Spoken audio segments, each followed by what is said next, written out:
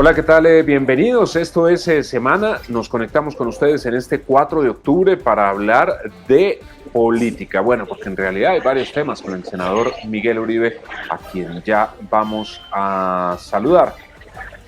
Una iniciativa que se radica en el Congreso de la República, un llamado que se hace a los órganos internacionales por los ataques del gobierno del presidente Petro a los medios de comunicación y una marcha que está programada en contra del gobierno para el 18 de octubre. Senador Miguel Uribe, bienvenido a Semana, ¿cómo está? Un saludo especial, Diego, a usted, a todo el equipo de Semana y a toda la audiencia. Bueno, senador, ¿en qué consiste su iniciativa? Porque mire, está planteado que es un proyecto anticorrupción para evitar el abuso de poder de alcaldes y gobernadores. Y se publicó la noticia, por supuesto, y la gente de una vez enseguida, esa es la ley Angélica Lozano. Entonces, ¿en qué consiste?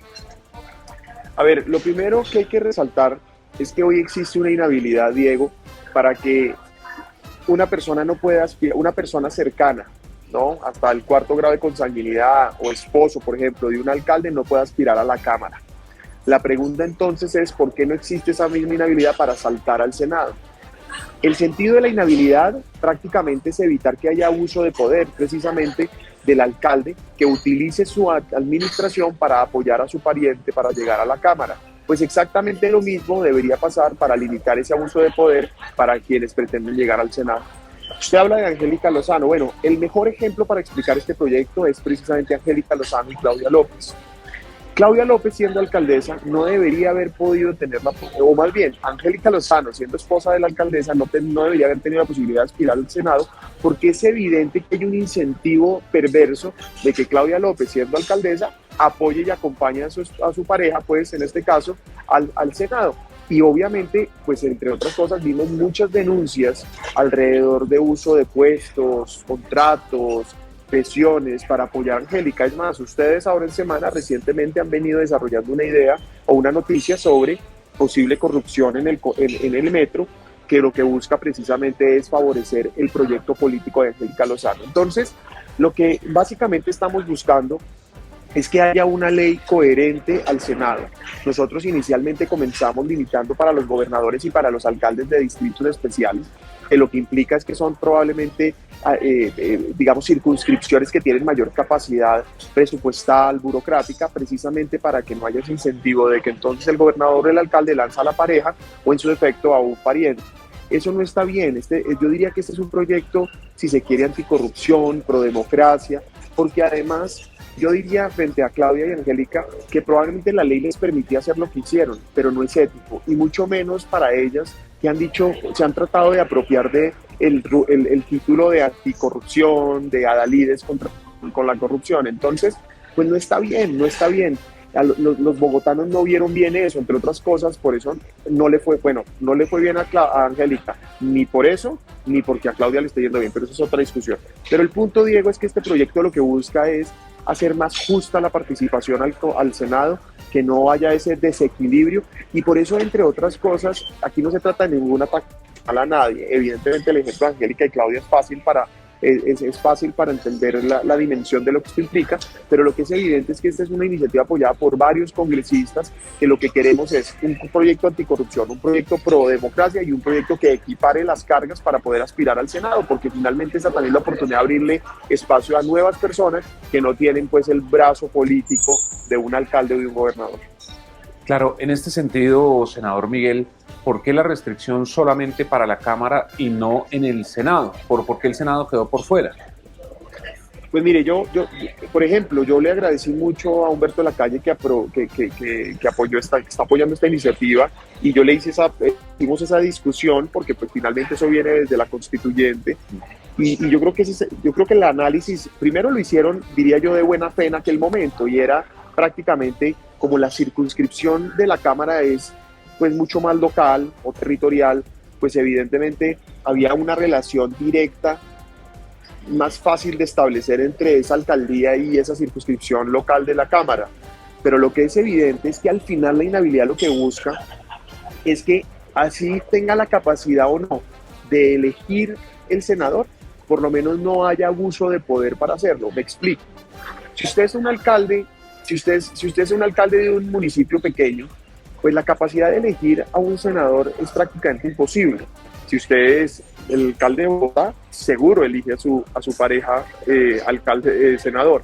Pero entonces el punto es que esa alcaldía pequeña para la Cámara tiene mayor peso, es decir, mayor capacidad de ayudar para llegar a la Cámara, pero menos capacidad de llegar al Senado, ¿cierto? Entonces de pronto esa fue la relación que hicieron.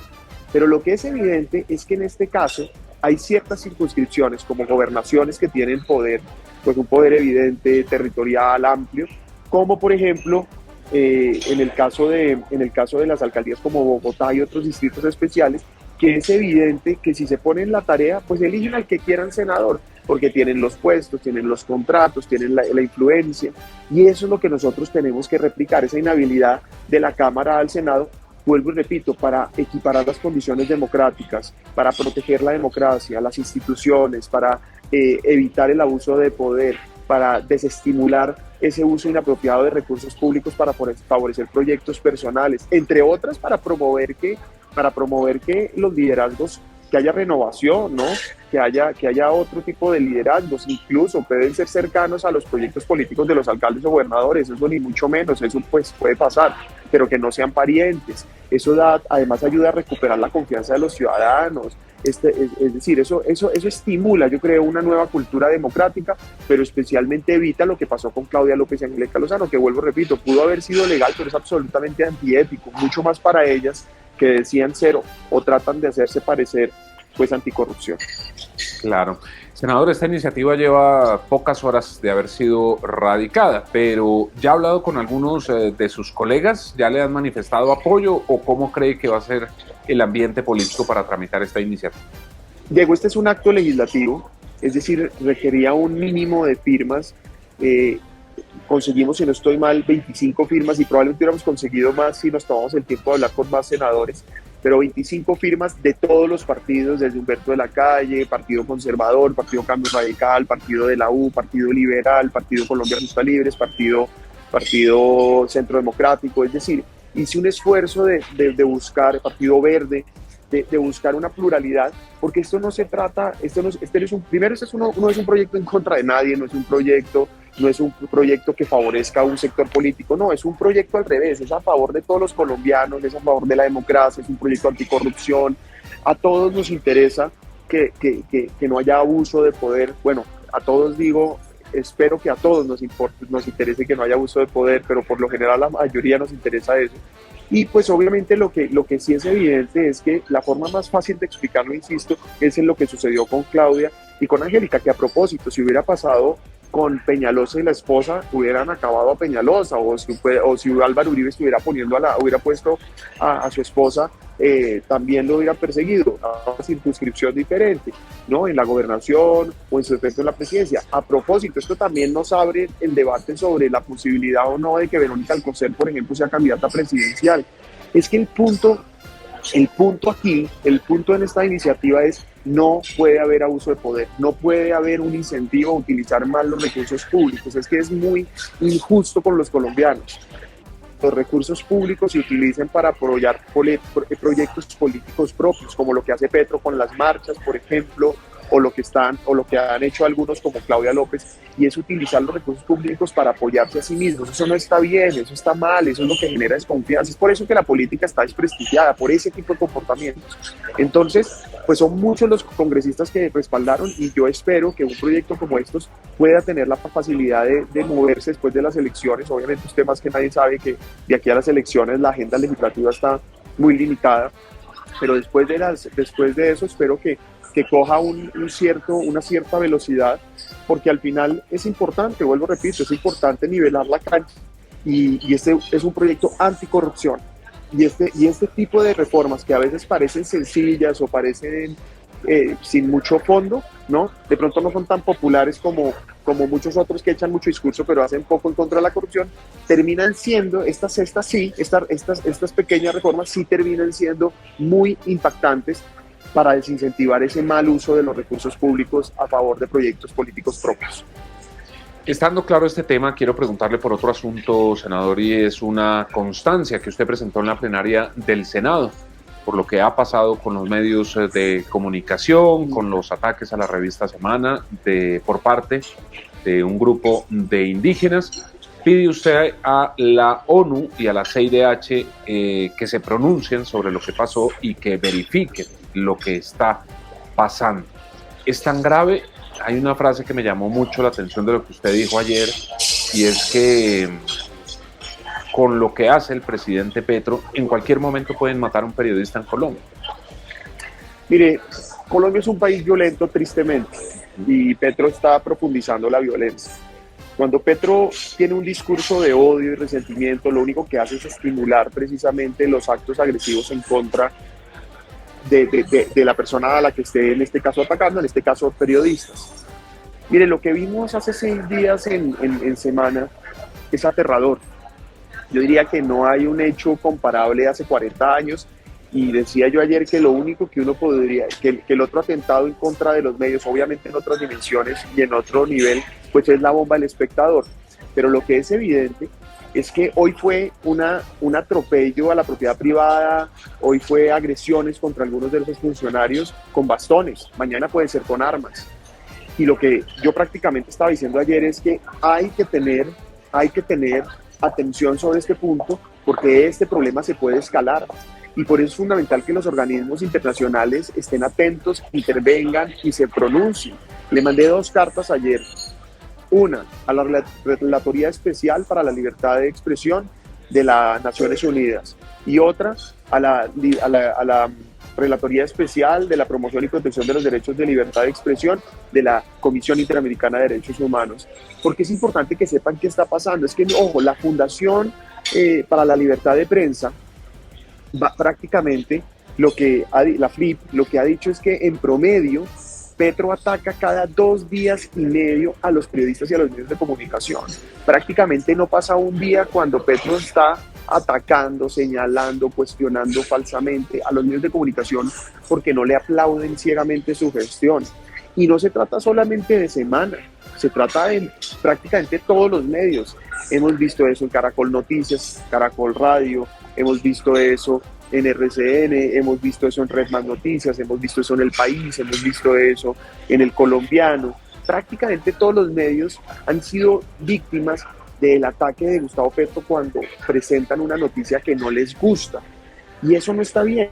Por un lado, al final sí busca censurar el medio, busca limitar el alcance, busca desprestigiar a los periodistas, pero además, vuelvo repito, genera una serie, diría yo, de indignación, malestar contra los periodistas y los medios de comunicación, que termina por reproducirse en actos violentos como el que vimos en Semana. Mire, es muy diciente el discurso. Yo no recuerdo, no sé si usted puede recordar el nombre de la persona que habló en la toma de Semana, el indígena como que habló en aquella oportunidad. Si usted oye el discurso, es prácticamente recoge los argumentos de Petro y de los aliados de Petro en el Congreso, y básicamente lo que está haciendo es justificar lo que hizo con ese discurso. Gravísimo. Bueno, ahora, paréntesis, sin contar que ese grupo de indígenas particularmente está pagado por el gobierno nacional para llegar a Bogotá. Es decir, imagínese usted, además no solo es un grupo que se moviliza espontáneamente, sino además es un grupo pagado por el gobierno. Entonces es todavía mucho más grave lo que sucedió. Pero dicho eso, yo creo que la comunidad internacional tiene que entender lo que está pasando, porque las dictaduras, los gobiernos totalitarios, como lo que le gusta a Gustavo Petro, terminan alimentándose de la censura, de limitar el pensamiento de los ciudadanos, se alimentan prácticamente de apagar a la prensa, y eso es lo que no podemos permitir. Aquí yo sí reivindico el periodismo, obvio que el periodismo decente, independiente, el periodismo estudioso, el periodismo crítico, porque finalmente, ojo a esto, sin libertad de prensa, sin libertad de expresión no hay democracia. Y sin duda, los periodistas y el periodismo en general es un supervisor del ejercicio del poder, que a veces puede resultar incómodo, pero es necesario. Y la relación de Petro con el periodismo era uno en la oposición, donde era promotor del periodismo y defensor, y era aliado incluso de la FLIP, pero ahora le parece absolutamente incómodo que estén verificando y que estén supervisando el ejercicio del poder. Entonces es muy grave lo que está pasando, Diego. Yo creo que los colombianos no podemos normalizar el ataque a Semana, ni ninguno de los descalificativos a los periodistas, que son todos, vuelvo repito, en Radio FM, Caracol, etcétera. Vuelvo repito, son prácticamente todas las cadenas, prácticamente todas las casas de medios, prácticamente digamos, en radio, televisión y prensa escrita, siempre uno ve al presidente acusar a periodistas. Incluso ha ido hasta lejos, no solamente les dice mentirosos, los señala como campañas de desinformación, sino que además los acusa de promover, de incitar delitos. A varios de ellos les ha dicho, claro, usted lo que quiere es que maten jóvenes, a lo que usted quiere es que haya masacres, ¿no? Por ejemplo, una agresión contra el país de Cali fue precisamente diciéndole, claro, ahora lo que quieren, entonces preguntan, ¿no? Dicen, ahora lo que ustedes quieren es que masacren jóvenes. O a un periodista de la FM le dice, a Luis Carlos Vélez le dice, usted lo que quiere es que maten jóvenes, etcétera. Es decir, es absolutamente grave porque este tipo de lenguaje de Gustavo Petro se puede traducir en violencia. Y claro, en violencia como la que vimos en atentados a medios, pero también en atentados a periodistas. Y yo creo que hoy más que nunca hay que proteger la vida de los periodistas. Yo pues lo digo además con una mano en el corazón. Mi mamá era periodista, prácticamente también fue víctima del conflicto precisamente por la profesión que ejercía. Así que entiendo el valor que tienen hoy los periodistas y pues mi invitación a las organizaciones internacionales es a que atiendan lo que aquí está sucediendo, que no sean ajenas, que le llamen la atención al gobierno y que si es necesario intervengan. Pues veremos a ver qué ocurre con ese llamado y con esa petición que usted está haciendo, senador. Y se habla del 18 de octubre, una nueva fecha, una marcha en contra del gobierno del presidente Gustavo Petro. Hemos visto por redes que le han llamado la marcha definitiva, en donde los veteranos de guerra, oficiales en retiro, sectores del Centro Democrático, activistas, están apoyándolo. ¿El Centro Democrático va a participar de esta marcha? Bueno, en primer lugar tendría que decir que el partido como partido institucionalmente nunca ha respaldado ninguna marcha, porque como partido ha sido muy respetuoso de las expresiones espontáneas de los ciudadanos. Pero nosotros, en el caso de los senadores, congresistas, claro que hemos respaldado. Yo prácticamente he marchado en todas las oportunidades, todas. Y ayer casualmente en una reunión una persona me decía, Miguel, pero sí tienen efecto las marchas. Yo decía, pero por supuesto que tienen efecto. Fue que la marcha, la mayoría el 20 de junio, una marcha que fue muy exitosa, convocante, alegre. Esa marcha terminó por hundir la reforma laboral en esa oportunidad. Entonces, claro que tienen efecto, pero también se trata de un proceso de resistencia, de persistencia, de evolución. No se trata de que si salimos a marchar y qué pasa, sino es marcha tras marcha, lo que va es cultivando una cultura democrática en defensa de unos ciertos valores que hoy tenemos que reconocer que están en riesgo. La democracia liberal, que nosotros hemos llamado o que nosotros defendemos, implica varias cosas. Primero, separación e independencia de poderes, implica pluralismo y tolerancia política, implica propiedad privada, implica libre comercio, libre mercado. La democracia liberal es una serie de instituciones, es el Estado de Derecho, que hoy está en riesgo ante un gobierno que busca desinstitucionalizar el país. Estas cosas terminan por convertirse también en un muro de contención para proteger las instituciones. Y por eso yo he dicho, deben ser convocantes, no deben tener solo una ideología, deben buscar que todos los que seamos demócratas podamos unirnos en el marco de la protección del país. Y en ese orden de ideas, las marchas sí sirven, no nos rindamos, no nos podemos resignar. Lo que quisiera Gustavo Petro o sus aliados es que nos resignemos. Ahora, la gran diferencia entre quienes hoy gobiernan y quienes hoy estamos en la oposición es que quienes hoy gobiernan hicieron manifestaciones para destruir el país, como los paros del 21, donde hubo destrucción, hubo muerte, hubo miseria, mientras que nosotros cada marcha es una marcha pacífica, alegre, convocante y especialmente esperanzadora. Las marchas deben servir para mostrarle a los colombianos que sí hay un mejor futuro, que sí podemos encontrar un nuevo rumbo, donde quepamos todos, donde la mayoría, precisamente, que hoy no coincidimos con Gustavo Petro, encontremos el camino de bienestar y oportunidades. Dicho eso, todas las marchas que se convoquen para llamar la atención del mal gobierno de Gustavo Petro, ahí voy a estar yo. Y por supuesto, convoco a que todos los colombianos, sin excepción, acompañemos esas manifestaciones. Ahora, tenemos que también, estamos en un proceso de aprendizaje en donde como sociedad, pues estamos empezando a perfilar cómo se hacen esas marchas de mayor impacto, de mayor alcance, con mensajes más contundentes. Pero vuelvo, repito, las marchas sí sirven, no nos rindamos.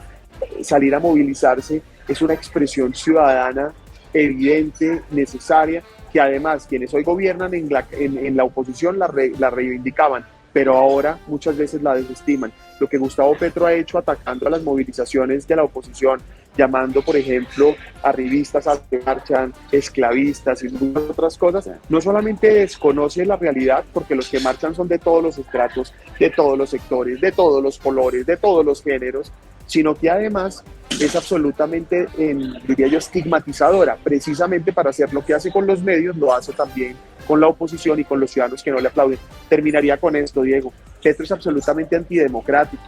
Petro solamente reconoce lo que le conviene, reconoce las decisiones administrativas, políticas, judiciales que le convienen. Lo demás busca descalificarlo. Gustavo Petro no oye, solo impone. Gustavo Petro sí se sienta a hablar con los sectores, pero no escucha. Él lo único que le sirve es que lo adulen, que le aplaudan, porque no está dispuesto a reconocer errores. Entonces es por eso, y especialmente por eso, que es importante que los ciudadanos sí nos activemos, porque si nos quedamos esperando a que Gustavo Petro corrija lo que hace mal, que Gustavo Petro escuche a quien piensa diferente, que reconozca errores o retome o encuentre un nuevo rumbo de bienestar y progreso para el país, vamos a perderlo todo, lo poco o lo mucho que tengamos. Así que la invitación es a que el futuro del país no depende de un político, nadie va a caer en paracaídas a salvarnos. Aquí depende de los colombianos y en buena parte la movilización, la participación política es fundamental, o activismo ciudadano. Y terminaría, estas elecciones son la primera etapa, hay que ganarlas. Este es el referendo en contra de este gobierno abusivo. Tenemos que salir a votar masivamente en contra de los candidatos petristas y especialmente a favor de los mejores candidatos en cada una de las circunscripciones. Pues senador Miguel Uribe, gracias por haber estado con nosotros aquí en Semana. A usted, Diego, muchas gracias y un saludo especial a toda la audiencia. Un buen día, senador, y a ustedes también gracias por estar con nosotros. Ya saben, la cita a través de todas nuestras redes sociales e ingresen a www.semana.com para que encuentren allí las noticias de Colombia y el mundo. Que tengan buen día.